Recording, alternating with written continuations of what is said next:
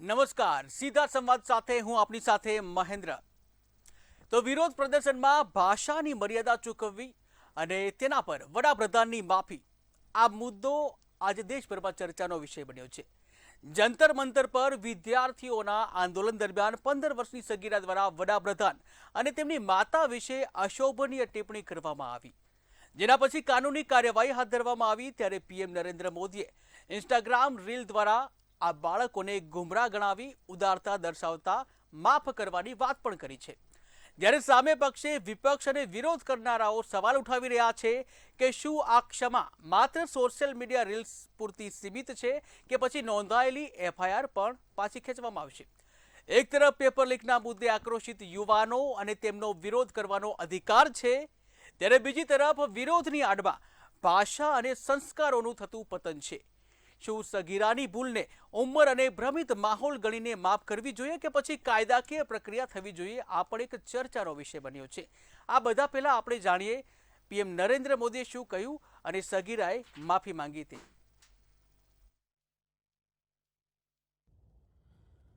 Hi friends, आज तो मन करता है बस आपसे ही बातें करूं. जंतर मंतर पर जो कुछ भी हुआ देश और दुनिया ने देखा है. कुछ शरारती बच्चों ने भद्दी भद्दी गालियां बोली. किसी भी सभ्य समाज को शोभा न दे ऐसे शब्दों का प्रयोग किया गया. मुझे तो गालियां दी गई, मेरी स्वर्गीय माता को भी गालियां दी गई. न जाने कितना भद्दा स्वरूप था. लेकिन मैं आज बात करना चाहता हूं कि बचपन में गलतियां होती हैं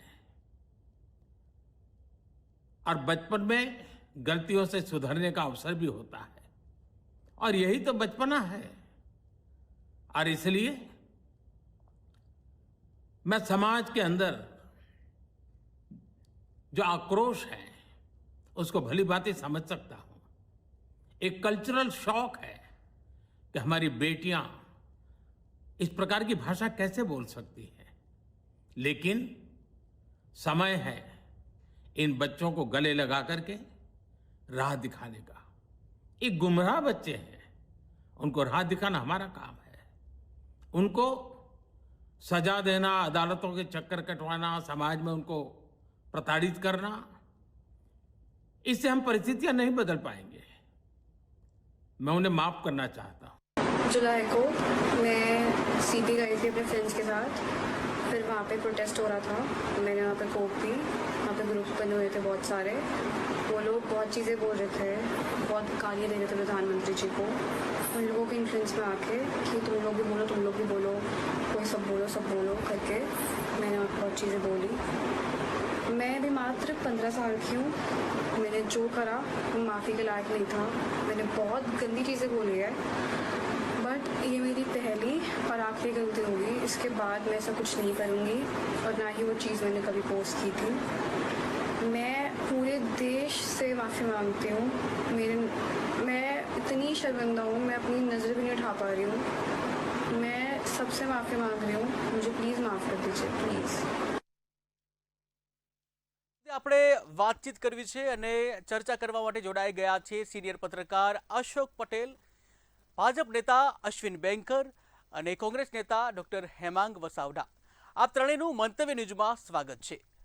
શરૂઆત કરીશ અશોકભાઈ આપનાથી કે જેવી રીતે છેલ્લા 9 દિવસમાં પ્રધાનમંત્રીનો આ 5મો વિડીયો છે, ત્યારે આ સમગ્ર જે ઘટના છે તેને આપ કેવી રીતે જોવો છો? વિદ્યાર્થી આંદોલન કે પછી રાજકીય તોફાન? એમ તો એ વિદ્યાર્થી આંદોલન જ કહેવું પડે, કારણ કે કોઈ રાજકીય પક્ષ પહેલા જોડાયો નહોતો, પાછળથી એ સામેલ થયા છે. પરંતુ ભાષાની જ્યારે વાત આવે ત્યારે હવે આ અફસોસ કરવાની જરૂર તો જરૂર છે જ. પરંતુ તમે જોઈ શકો છો કે હવે સમાજમાં ગાળાગાળી બહુ સામાન્ય થઈ ગઈ છે.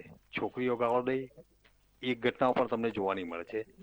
એ યુવાનોનો જે ટોળો વાતચીત કરે છે તેમાં ગાળો સંભળાતી હોય છે, અને એવી બધી વાતો આપણે સાંભળવા મળે છે કે આપણને પણ એમ થાય છે કે આ ક્યાં જઈ રહ્યું છે યુવાધન. પરંતુ એને માટે હવે ઘણા બધા કારણો છે. એ કારણો ઉપર અત્યારે નહીં જતા. પહેલી વાત એ છે કે આ રાજકીય આંદોલન હવે બની રહે એ પહેલા આપણે સિનિયરોએ પણ વિચારવું પડે એવી સ્થિતિ છે. યુવાનોએ જે કર્યું છે, વડાપ્રધાન જેવા ઉચ્ચ પદો પર ગયેલા મોદીજીને ગાળો દીધી, એમની સ્વર્ગસ્થ માતાને ગાળો દીધી, એ યોગ્ય નથી જ. એનો કોઈ પણ સંજોગોમાં આપણે સમર્થન કરી શકીએ નહીં.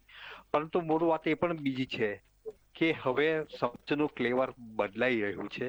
એમાં સામાજિક ધોરણે ઘણા બધા ફેરફારો આવી ગયા છે, ત્યારે એ તરફ પણ નજર કરવાની જરૂર પડશે.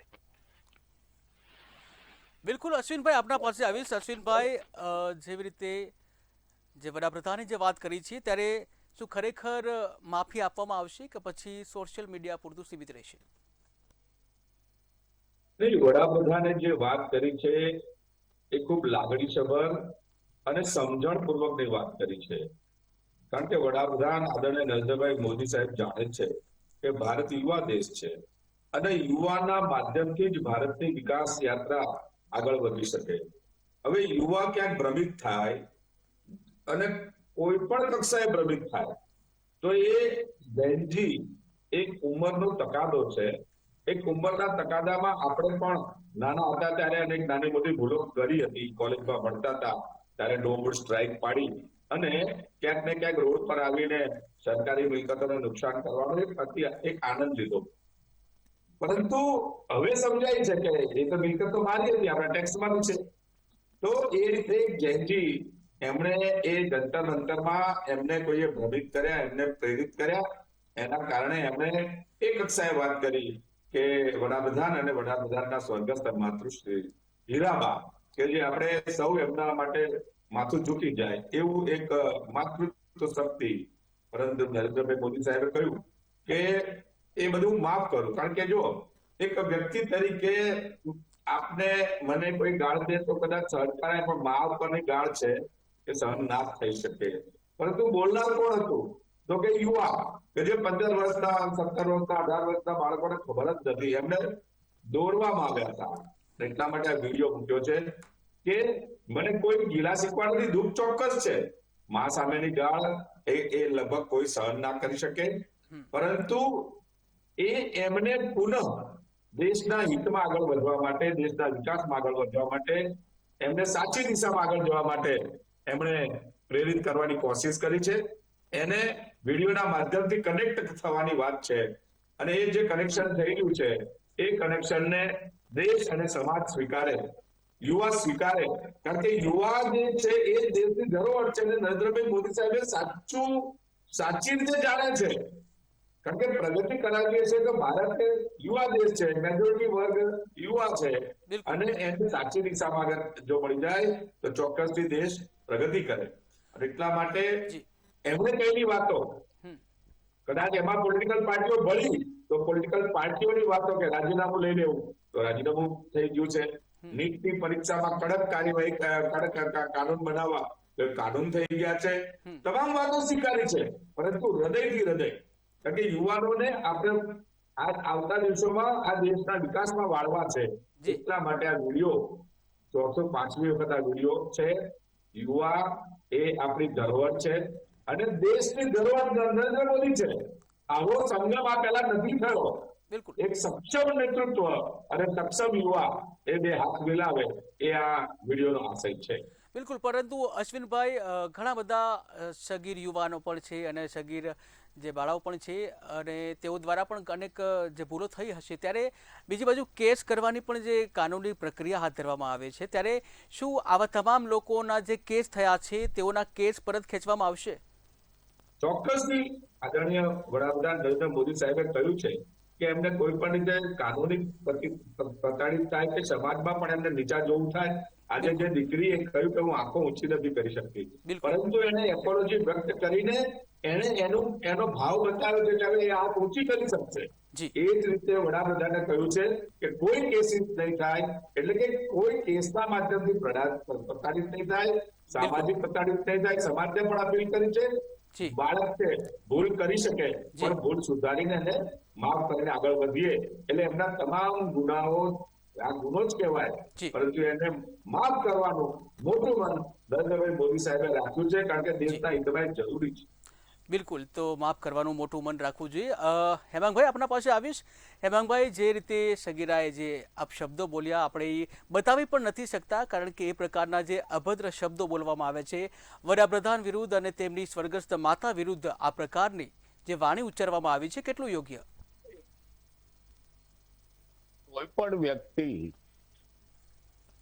પણ વ્યક્તિ અને સ્વર્ગસ્થ વ્યક્તિ એના વિશેની ભાષા જે રીતની છે એને ક્યારેય સમર્થન થઈ શકે નહીં. આ તો દેશના વડાપ્રધાન છે. બિલકુલ. દેશના વડાપ્રધાનની સામે જે ટીનેજર નાબાલિગ વ્યક્તિએ ભાષા વાપરી એ સમર્થન થઈ શકે એવી ભાષા નથી. આખા પ્રકરણમાં આનંદ આવે એવી એક વાત છે કે નરેન્દ્રભાઈએ એની ગરિમા જાળવી અને વાત પૂરી કરી. દેટ ઇઝ રિયલી એમણે એમના પદની, હોદ્દાની અને વ્યક્તિગત ગરિમા જાળવી. મૂળ વાત એટલી જ છે.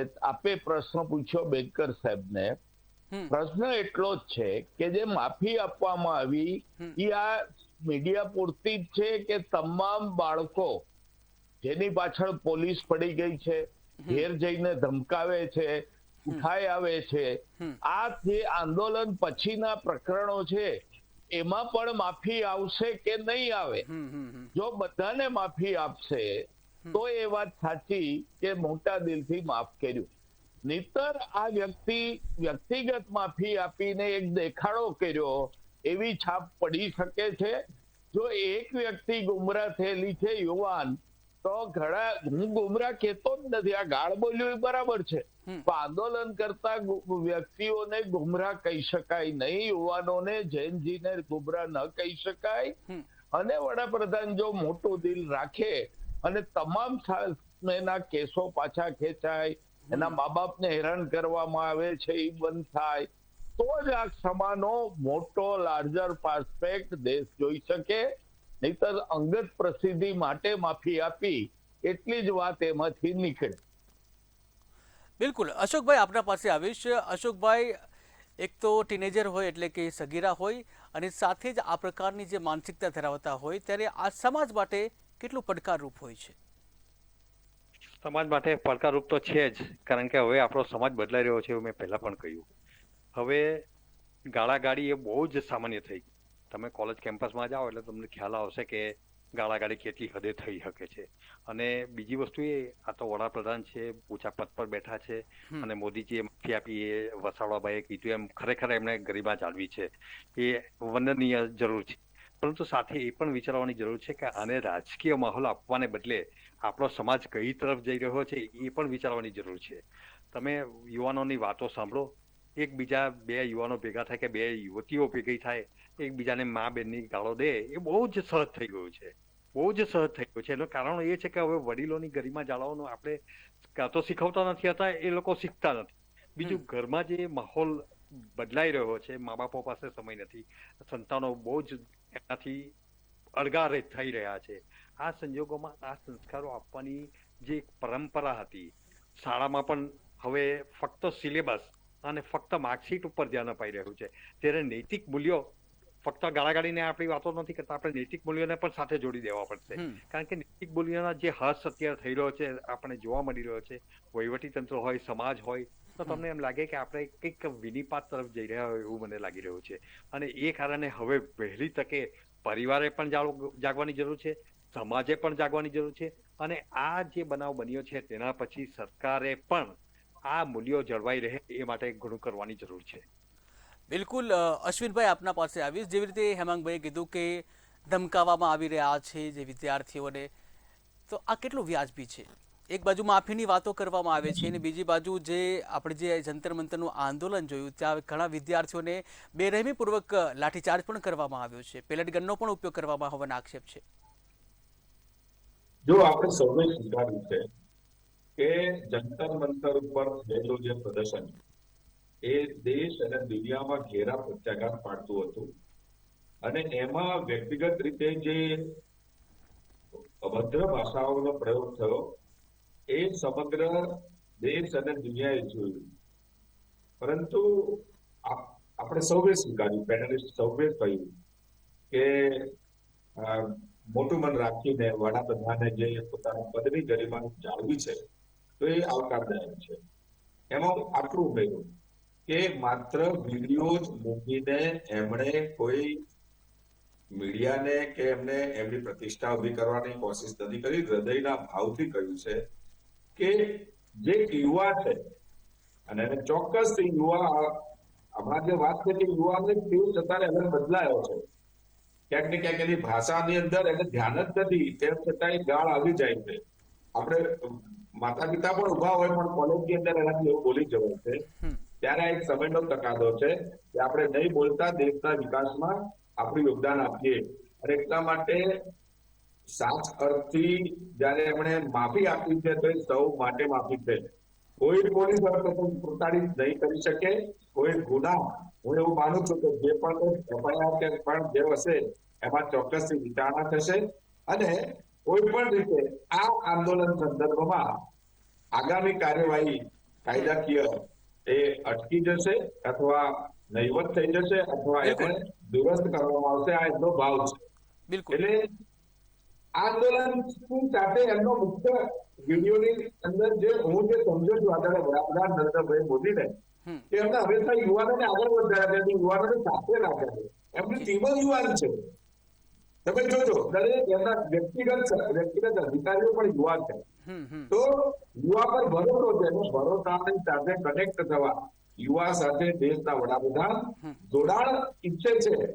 મારી સાથે વાત કરો, તમારી સમસ્યાનું સમાધાન કરવા સક્ષમ છું, મારી સાથે વાત કરો, જોડાઓ અને જોડાઓ એ રાષ્ટ્રના હિતમાં જોડાઓ, એવી એક સારી વાત કરી અને તેમણે સંદેશ આપ્યો છે. આ સંદેશ આ રીતે લેવાની જરૂર છે. આમાં કોઈ પોલિટિકલ વાત નથી. પોલિટિકલ અનેક વિષયો છે પરંતુ તેમ છતાં આ વિડીયોમાં ક્યાંય પોલિટિકલ બૂ આવતી નથી. બહુ ક્લિયર જેનજીની પાછળ કોણ છે, કોણે કર્યું, કોણ કોંગ્રેસ પાર્ટી કે કોણ છે, એ કશું બોલ્યા વગર યુવા અને યુવાને જે પણ કઈ શરારત કરી છે, શરારતી લોકો છે અમુક, એને પણ માફ કરીને આગળ વધવાની વાત કરી છે. એટલે આ મને લાગે છે કે આ આંદોલનમાં આવડી મોટી વાત એના આધારે યુવાનોએ હવે આંદોલનના સંદર્ભમાં એક સ્ટેપ ડાઉન થવું જોઈએ. બિલકુલ જી અશ્વિનભાઈ, એ પણ પૂછવું છે કે લોકશાહીમાં વિરોધ પ્રદર્શનમાં મર્યાદા હોવી જોઈએ, તો કયા પ્રકારની મર્યાદા હોવી જોઈએ અને વિરોધ પ્રદર્શન કેવું હોવું જોઈએ, આપના પાસેથી જાણવું છે. ઘણીવાર આપણે અસહકાર આંદોલન આદરણીય ગાંધીજીનું જોયું છે, માન્ય ગાંધી બાપુનું અસહકાર આંદોલન. ઘણીવાર આપણે જોયું છે કે ઉપવાસ આંદોલન અને ઘણીવાર મૌન આંદોલન, કાળી પટ્ટી બાંધીને. આ તમામ પ્રકારના પ્રયત્નો ત્યાં જંતર મંતરમાં થયા હતા. મૌન આંદોલન થયું, પછી ઉપવાસ ઉપર પણ બેઠા. આપણે જોયું, તેમ છતાંય આપણે જોયું કે ત્યાં પથ્થરબાજી થઈ, ગાળાગાળી થઈ, ત્યાં તોડવામાં આવ્યું, બેરિકેડ તોડવામાં આવ્યા, પોલીસને મારવામાં આવ્યા અને વિદ્યાર્થીઓને પણ માર પડ્યો. બધું ભેગું થયું એટલે એક અરાજકતાનું વાતાવરણ તો થયું. કોણે કર્યું, કેવી રીતે કર્યું આપણે એમાં નહીં પડે, પણ અરાજકતાનું વાતાવરણ થાય ત્યારે ગાંધીજીએ જયારે આવું થતું ત્યારે ગાંધીજી એ સ્થળ છોડીને નારાજ થઈને જતા રહેતા કે નહીં, હું આંદોલનને આવા. એટલે એના નેતાઓની જવાબદારી હતી કે એનો યુવાન અગર તમે જવાબદારી પૂર્વક નેતાગીરી કરો છો તો એ એની પાછળના જે ભોગ છે એ કોઈ બિન સંસદીય રીતે આગળ વધે તેને રોકવાની જવાબદારી હતી. બિલકુલ નેતાઓએ ઉશ્કેરાટ કરી છે. એ નેતાઓ ત્યાં જઈને એમને આગળ કર્યા છે અને એમની ટીમના લોકોને પણ આગળ કર્યા છે. એના કારણે અરાજકતા ફેલાઈ અને અરાજકતાના કારણે આંદોલનને નુકસાન થયું છે. વિદ્યાર્થીઓનું આંદોલન સાચું જ હતું. બિલકુલ એના પગલા પણ સંસદમાં ભરાયા. જી અશ્વિન, કારણ કે સંસદ જ માધ્યમ છે, એમાંથી જ કાયદો બને છે.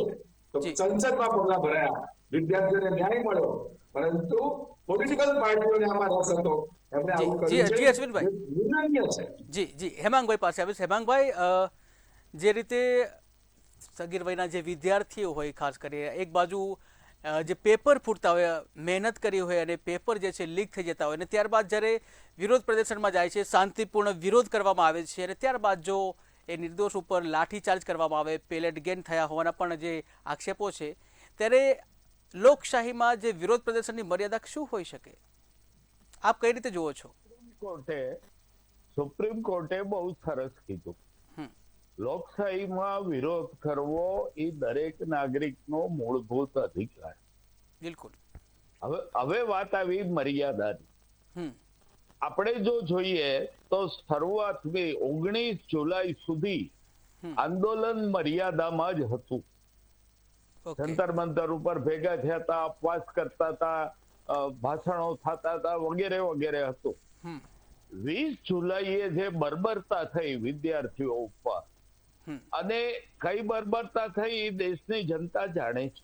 હમ. હમ. એટલે એની ઉપર આપણે ટાઈમ નહીં બગાડીએ આપણી ચેનલો પર. બર્બરતા થઈ જી. પછી ક્યાંક વ્યક્તિગત સામૂહિક રિએક્શન નથી આવ્યા ક્યાંય. આપ જોજો, ક્યાંય દિલ્હીમાં તોડફોડ નથી થઈ, બસો નથી બાળી, કોઈ ઓફિસો બાળવામાં નથી આવી, કશું જ નથી થયું. એટલે મર્યાદા પૂર્વક જ આ આંદોલન થયું છે. જ્યાં મર્યાદાનો ભંગ થયો એના વિશેષ કારણો છે, અને એ કારણો શું કામ છે એ દેશની જનતા જાણે છે. ખિલ્લાવાળી બેટન હોય, ફોડવામાં આવે, પેલેટ ગન વગેરે વગેરે. એટલે પરંતુ હેમાંગભાઈ ભાજપ દ્વારા તો જે પેલેટ ગન છે એનું ખંડન કરવામાં આવ્યું. આપજો હેમાંગભાઈ, હા, જ્યારે આપણે વિદ્યાર્થીઓની મર્યાદાની વાત કરીએ છીએ જી, ત્યારે આપણે સંસદમાં મર્યાદા ચુકાઈ છે એ ભૂલી જઈએ છીએ. એક સાંસદ બીજા સાંસદને ઓન રેકોર્ડ ગાળો દે, બેફામ ગાળો દે, તોય આપણે એને માફ કર્યું છે. કર્યું જ છે, સત્તાવાળાએ એને માફ કર્યો જ છે. તો એક નાની બાળકીને માફી થાય તો એ ઢોલ બજાવીને ગાય વગાડવા નીકળીએ, એ કેટલું વ્યાજબી? તમે સંસદ આજે કંગનાબેન જે બોલ્યા છે, ગટર ને બટર ને બધું, એને તમે માફ કરી દીધા, એની સામે ક્યાં ગુનો નોંધ્યો? એટલે મારી વાત એટલી જ છે કે ભલે નરેન્દ્રભાઈએ ગરિમા બતાવી છે, એ વાત સાથે બિલકુલ સંમત છું, પણ ઓવરઓલ ચર્ચા થાય ત્યારે આ મુદ્દાઓ યાદ કરવા જ પડે. બિલકુલ યાદ કરવા જ પડે. આવું અશ્વિનભાઈ આપને પૂછવા માંગે છે કે જે રીતે ભાજપના સાંસદ કંગના રનૌતે જે જૈનજી છે તેને ગટર છાપ ગણાવ્યો, તો આ કેટલું વ્યાજબી? એના ઉપર પણ કાર્યવાહી થવી જોઈએ? એ વિશે હું બહુ જાણતો નથી એટલે નહીં કહું, પરંતુ આદરણીય વસાવડાજીએ જે વાત કરી છે એ બાબતે હું ચોક્કસથી કહીશ કે આંદોલન શાંત હતું.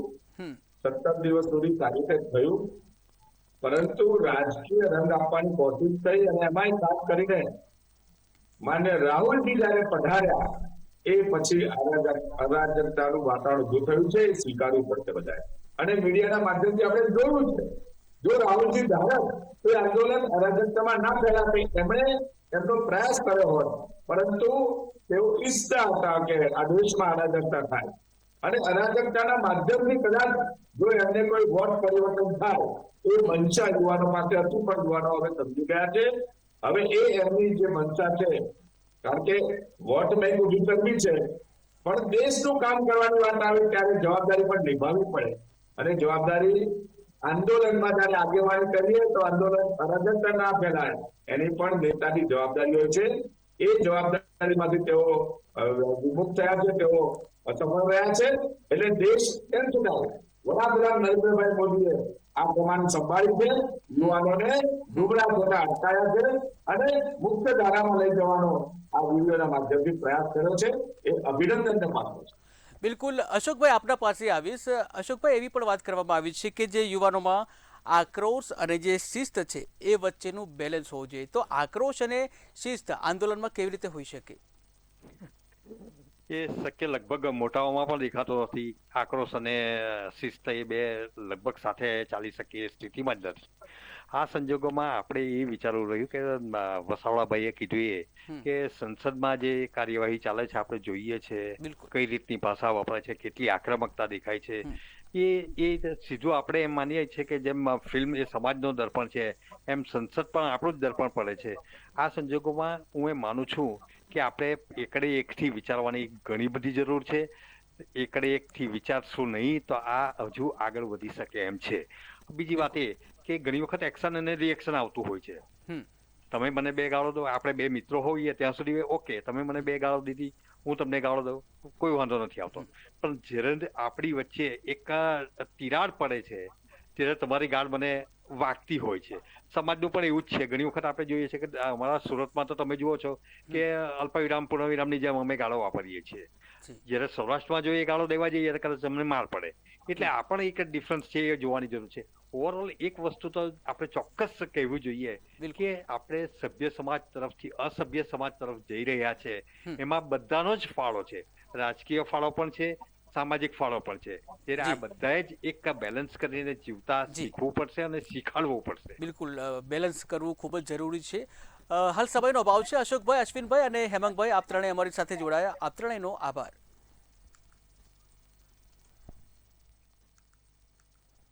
લોકશાહીમાં વિરોધ નોંધાવવો એ દેશના દરેક નાગરિક અને વિદ્યાર્થીઓનો બંધારણીય અધિકાર છે. પરંતુ વિરોધની ભાષા જ્યારે સંસ્કાર અને મર્યાદા ઓળંગે ત્યારે સવાલ ઊભો થાય છે. પીએમ મોદીએ બાળકોને ક્ષમા આપીને ઉદારતા બતાવી છે, પરંતુ બીજી તરફ કાનૂની કેસ અને વિદ્યાર્થીઓની માંગણી હજુ પણ અકબંધ છે. જરૂર એ વાતની છે કે સરકાર યુવાનોના ભવિષ્ય માટે કડક પેપર લીક કાયદા જે લાવ્યા છે એનો અમલીકરણ કરાવે અને યુવાનોના જે વિરોધમાં ભાષાની ગરિમા, જે યુવાનો છે તેઓ પણ ભાષામાં ગરિમા જાળવે, આ પણ એટલું જ જરૂરી છે. તો સીધા સંવાદમાં હાલ બસ આટલું જ. નવા ટોપિક સાથે ફરી મળીશું. મને રજા આપશો. નમસ્કાર.